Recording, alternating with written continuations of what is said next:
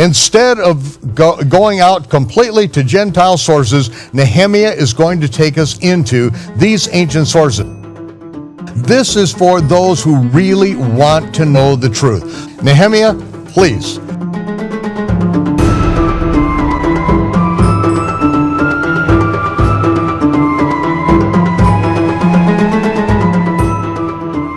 And serious scholars. I'm not talking about, wackadoodles on Facebook. I'm talking about serious university scholars who are trying to understand how the name was pronounced, the name of the Father was pronounced in ancient times, will go to the depths of every pagan, magical, and Gnostic source, anybody but the Jews. And it's somewhat of a mystery of why they won't look at Jewish sources. And I started doing some study about this a few months back. I'd read a book in which this one scholar had said, a serious scholar, he said this name Yehováh is a distinctly Christian form, that no Jew ever thought the name was Yehováh, and it was simply the Christians misunderstanding what they saw in the Hebrew manuscripts. And it got me to ask a question I'd never asked before. And the question it forced me to ask, it made me ask, was, what do the rabbis say the name is? We have an actual conspiracy that's described in the Babylonian Talmud. We even have the name of the head conspirator. His name is Rabbi Bar Bar Chana. It's kind of a hard name to say. Rabbi Bar Bar Chana. And he lived around the year 250 to 300 AD. And he says as follows. He said, sages transmit the four-letter name to their disciples once in a 7-year period. So what he's describing is, by the year 250, Jews were no longer commonly speaking the name. It had been forbidden by the Romans, and there was an internal reason to suppress people healing in the name. Jews, and probably also Jews who believed in Yeshua, who were healing in the name of the Father, Yud-Heh-Vav-Heh, and the rabbis wanted to suppress this, the Romans wanted to suppress this, so everybody was happy, right? But the rabbis still preserved this name, and they preserved it by transmitting it from rabbi to disciple once every 7 years. So that's a conspiracy of silence. We know, meaning we, the rabbis, know what the name is. We don't want the multitudes, and definitely not the Christians, to know. We said, let's just ban it. And they said, we'll ban it until when the Messiah comes. And they talk about how it's not permissible to speak it in this world, but in the world to come when the Messiah reigns as king, then we'll speak the name. But to preserve the name, they transmitted it rabbi to disciple once every 7 years. So now in that was actually a ceremony. So you're jumping ahead because I told you about this. Yeah, we're spoiling. We're letting you. Spoiler alert! Yeah, we're letting you in on what we get to do for hours and hours and hours and hours. Right. You get a little bit of this, and so this right, is so last night exciting. Michael got the 6-hour version. I'm going to give you the condensed version this time, guys. Anyway, and I got to tell you a funny story about this. So I went to get an update. You got to get an update every few years on this database. And I went to get the update, and I paid the money for the update. It was a couple $100. And they say, okay, well, we have a guy in Jerusalem that you can get it from. You don't have to come all the way to Tel Aviv, where Bar-Ilan University is located. So I go to somebody's apartment in Jerusalem, and he's an ultra-Orthodox Jew, and he looks at me and he says, why do you want this database? This is 100,000 books written by rabbis. You're not wearing a kippah. Why would you be interested in this? And I said, I paid the money. Are you not going to give it to me? And I got all defensive. And he says, no, I'm seriously, genuinely asking. I've never seen somebody who doesn't wear a kippah, who's not an ultra-Orthodox Jew, be interested in a database of 100,000 rabbinical books. And I said, well, I'm a researcher of ancient Jewish sources. All right, no problem. I'm not trying to start a fight. I've just never seen it before.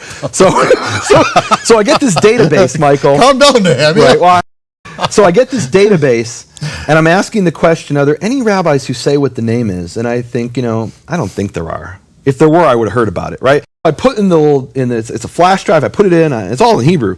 Even the interface is in Hebrew. It doesn't say search, It says chapes, right? So I type it in, and I do a little search, and I'm like, I know I'm not going to find it.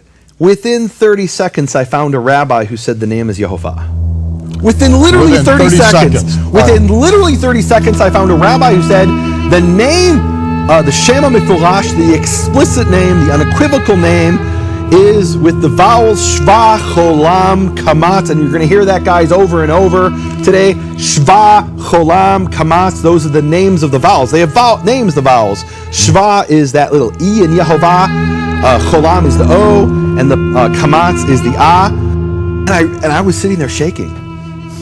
I didn't think I would find it. And there I found it in 30 seconds. And I realized if I found this in 30 seconds, and all I did was search in the database, that means nobody's ever looked. Because if they'd have looked, they would have found it in 30 seconds. Yeah. Maybe it would have taken them 5 minutes. I'm good. But literally nobody's ever looked to see what do the rabbis say the name is, and why don't they look?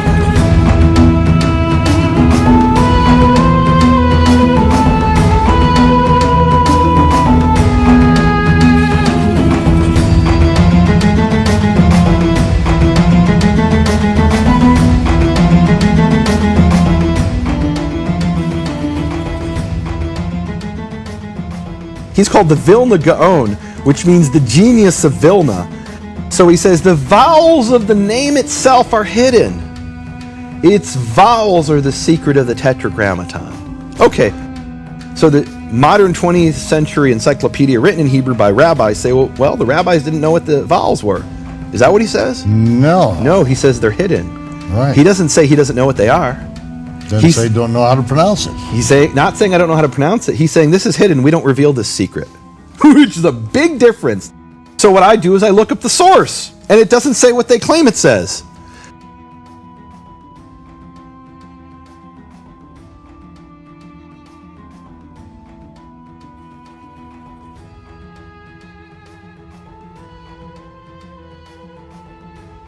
And they transmitted it every 7 years. Surely there must be a trace of that somewhere in Jewish literature. While I was doing this research, I stumbled upon a reference to something called Sefer Hashem, the Book of the Divine Name. It's by a rabbi named Elazar Rokeach. So this is a book that remained in handwritten manuscript form even after printing was invented because it was considered so secret. And it wasn't until the 21st century, so someone in 2004 for the first time printed a book from 1225. And what he describes is this elaborate ceremony. And in the elaborate ceremony, you have a rabbi and a disciple who go through a purification process. They fast and they immerse themselves in a mikveh of water, and then they don white clothing, and then they do something a little bit strange at first until you read it in Hebrew. And by the way, it was printed for the first time in 2004 after nearly 800 years, and it's never been translated into English. In fact, the general public will hear this text for the first time ever in English. If I read you a little excerpt here, it's never been translated into English. Okay. And it says one of the part of the ceremony is they stand up to their ankles in water. It seems really strange.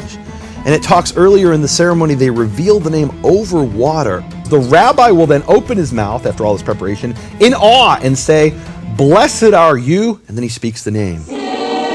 Yehováh, our God, King of the universe, Yehováh, God of Israel, you are one and your name is one. And Michael, you are one and your name is one. That's a reference to Zechariah 14, verse 9. And so at that moment, they both recite together the verse based on their interpretation, the sound of Yehováh upon the water. And at that moment, the rabbi has spoken it once by himself and a number of times by itself. The disciple heard it after this whole ceremony, and then they speak it together to make sure the disciple heard it correctly. And this is something that the rabbis were doing in 1225. So this idea that, the Jews might have known the name in ancient times, but because of the ban, they forgot it. That's not consistent with the Jewish sources. And remember, this is a source that most scholars don't know about. What that tells you is we don't need to go to the Gnostic sources or pagan sources or Christian sources who didn't know Hebrew or Latin sources. We have rabbis who knew the name. Now, I could stop here, but there's another source that confirms this. And this is a source that was written in Hebrew around the year 1450 by a little-known rabbi in Jerusalem named Joseph ibn Sayach. And he wrote a book that's never been printed, even today. So if you wanted to read this in Hebrew, there's only one place you can find it. And I actually have here the manuscript, a photo of the manuscript.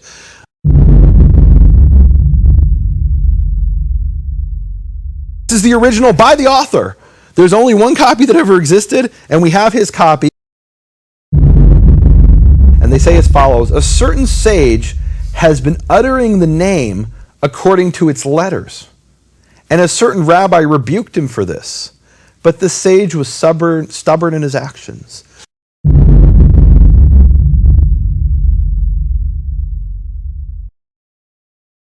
So he's being rebuked for speaking the name, but I thought the Jews don't know the name, right? That's the one thing all scholars can agree on. We should go look at the Gnostic. We should go look at the Greeks. We should go look at the Christians. Anybody but the Jews, because the Jews don't know the name. But here we have one source of a rabbi transmitting the name to his disciple. And in the second case, not only does the rabbi receive the name from his rabbi, but he's speaking it out loud and getting in trouble for it. And the interesting thing is Ibn Sayyah rebukes the sage for speaking the name. He says, you're sinning. You're not allowed to speak this name. It's forbidden by our tradition, not by the Torah, but by our tradition. So, what we've established here is that the rabbis did know how to pronounce the name. Now, I have here a map of 16 rabbis from all over the Jewish world, and you can see they go from Spain to Egypt to even Israel, Tzfat and Jerusalem, Eastern Europe, and this is, of course, the modern locations. You know, some of these go back to the year 1300.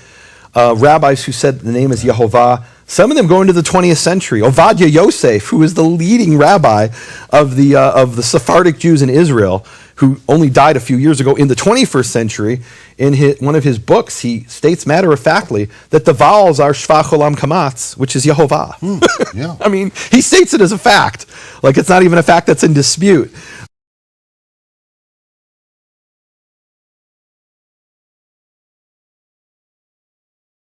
I spent months searching and researching. It was not easy at all to find. Yep.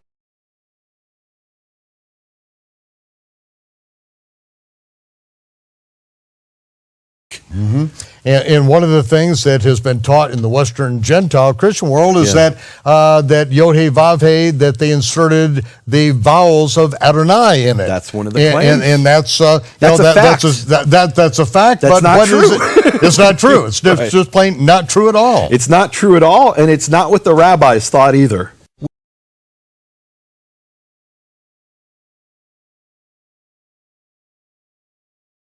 And I'll tell you, Michael, I searched those databases for Yahweh, and I couldn't find it. But what I did find is rabbis repeatedly saying that the name is Yehováh. And so one of them is a rabbi in the 14th century named Menachem Tzioni. And he writes a commentary, and in his commentary in Exodus 3:15, which is the verse where God reveals his name, and he's commenting on the words, Zeh Shmi Le'olam, this is my name forever. And this is what he says. He says there's also a secret here received by tradition in the vowels of this is my name forever. What does that mean? Well, you read it in Hebrew, it's obvious. The word forever is Le'olam. And you can see here, I have a graphic that illustrates this. Le'olam has the same vowels as Yehováh, which are the vowels Shva Cholam Kamatz. And this is what it looks like in English. Le'olam, Yehováh. Well, thankfully he goes on, and he says its mnemonic is who in heaven can measure up to you. A mnemonic is an acronym that helps you remember something. English. I'm the first one to translate this into English in 2017. And the word there that's the mnemonic is the word heaven, which normally is the word shamayim, but in this verse the word is shachak. And you say, well, what is that? What's the answer? Well, shachak is an acronym for the vowels Shva, Cholam, Kamatz, which are the vowels of the name Yehováh. So he says, know, my beloved, how extremely difficult it is to put things like this in writing, and even more so a letter sent about from place to place, concerning the vowels of the Tetragrammaton, which are Shva, Cholam, Kamatz. He openly says it. He openly says it. Openly. He's not even arguing about that point. He's saying, look, this is really hard to write this. I'm sending this in a letter that's being carried by donkey or something. I don't know who's going to read this letter.